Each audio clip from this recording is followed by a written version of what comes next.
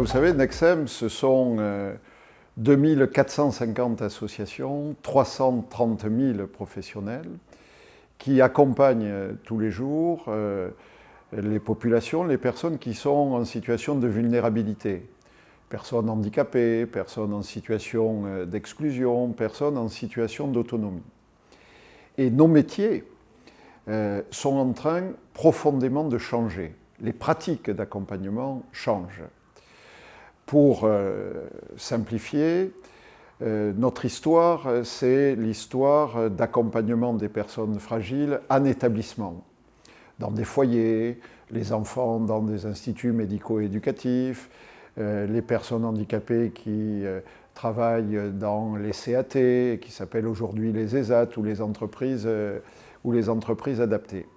Le mouvement de la société nous amène aujourd'hui à accompagner ces personnes de plus en plus dans le milieu ordinaire.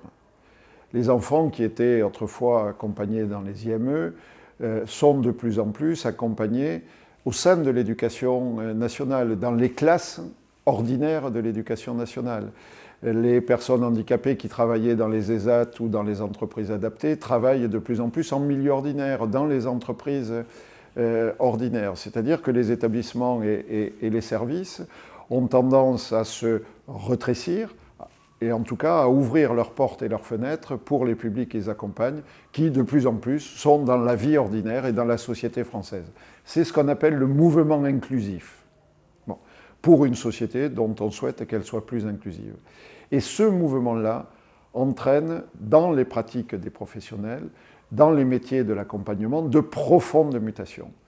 Et pour accompagner ces mutations, on a besoin d'un outil comme la FIRA, qui mène des travaux de recherche appliqués, qui va regarder, observer, évaluer quelles sont les bonnes pratiques, les meilleures pratiques, justement pour accompagner ces publics qui sont des publics vulnérables vers les droits communs, vers la société ordinaire, dans un mouvement dit inclusif.